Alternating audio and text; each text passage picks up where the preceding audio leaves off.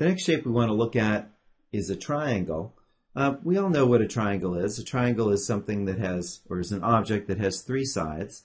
And you may remember also that if I measure the angle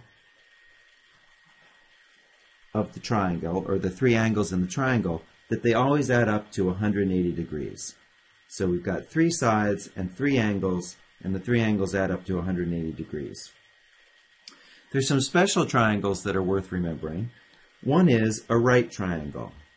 And a right triangle has one of the angles equal to 90 degrees. And if you remember, this is the symbol that's used to represent an angle of 90 degrees.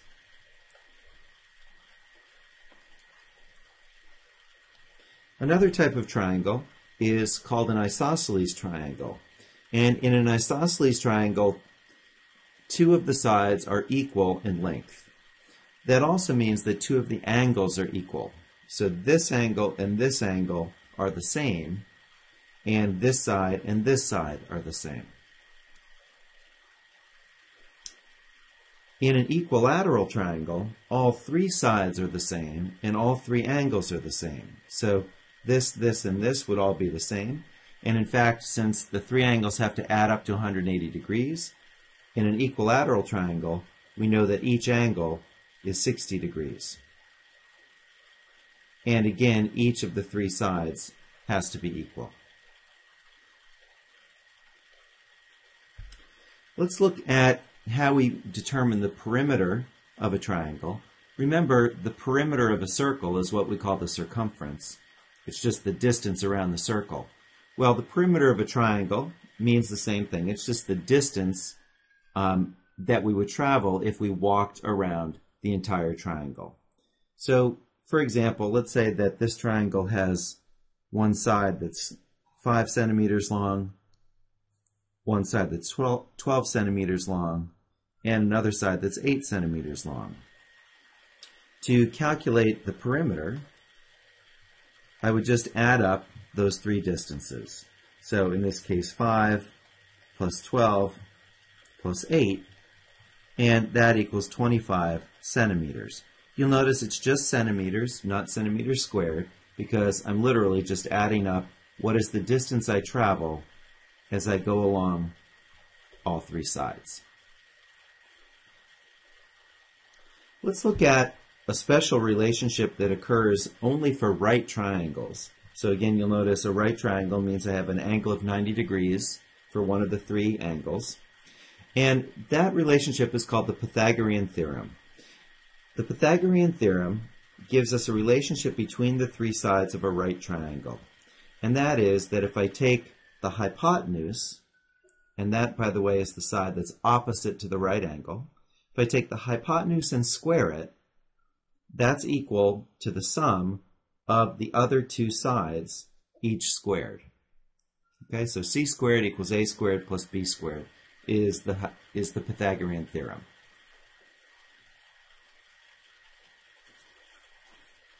So let's try out an example using the Pythagorean theorem.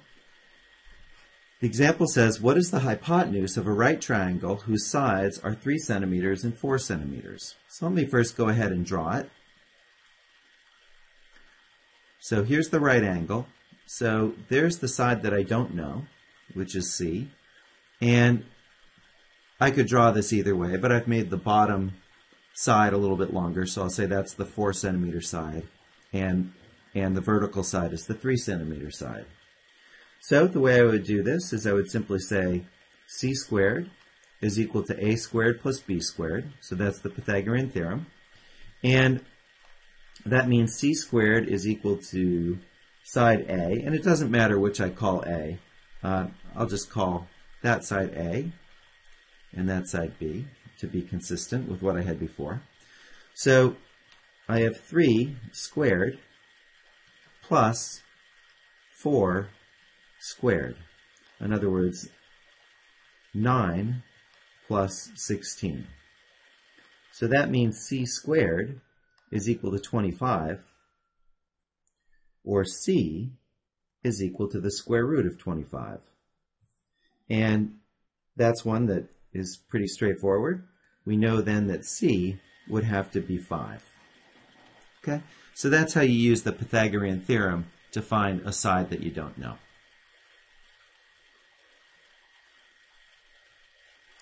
Let's take a look at how we find the area of a triangle.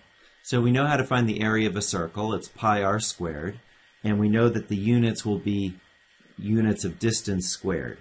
When we find the area of a triangle, we simply take the height of the triangle and we multiply it by the base times a half. So let's see how that works. This is the height of the triangle. So the height of the triangle is defined as a perpendicular line drawn from the top corner to the opposite side. So by perpendicular, I mean that that's a right angle. And the base of the triangle is simply this entire length. So to calculate the area, we take 1/2 times the base times the height. And again, remember,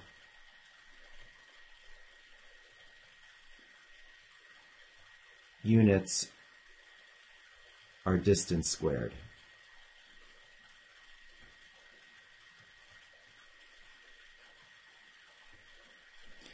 All right, well, let's try out an example. So what is the area of a triangle with a base of 12 centimeters and a height of 6 centimeters? So if we know this is 6 and we know this is 12, all we need to do is write 1/2 times the base, which is 12, times the height, which is 6, because again we're using the equation A equals 1/2 base times height. So we get 6 times 12, which is 72, divided by 2 is 36. And again, the units there, since our lengths were in centimeters, our area would be in centimeters squared. And again, to think about what that means, remember that a 1 centimeter squared area would be the area of this little box here. And so you can imagine that this tells you could fit 36 of those boxes into that triangle.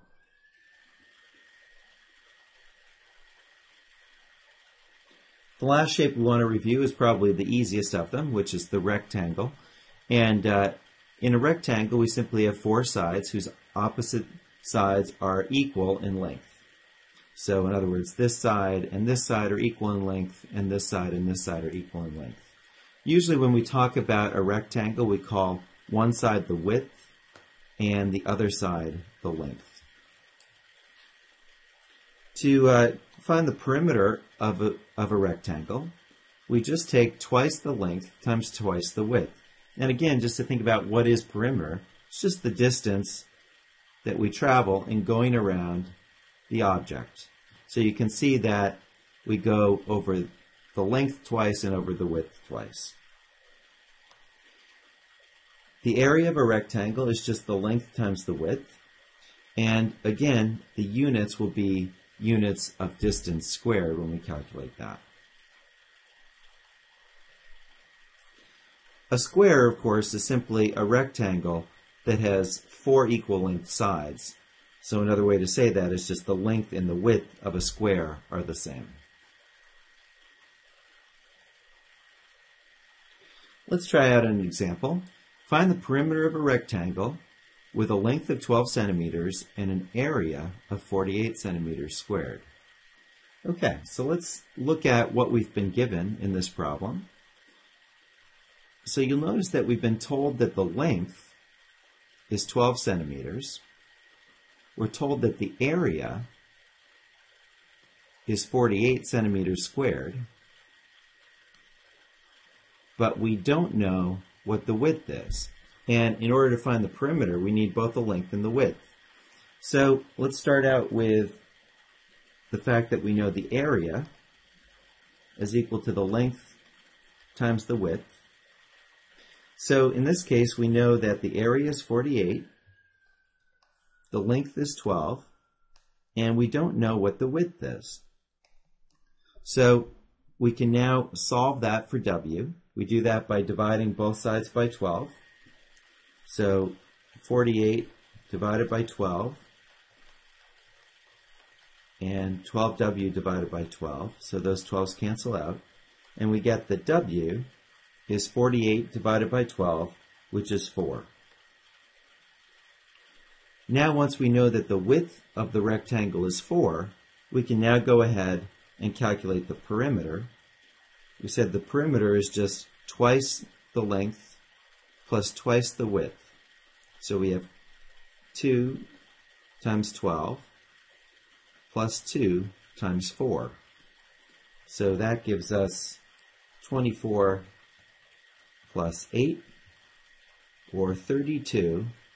And since it's just a length, the units would be centimeters.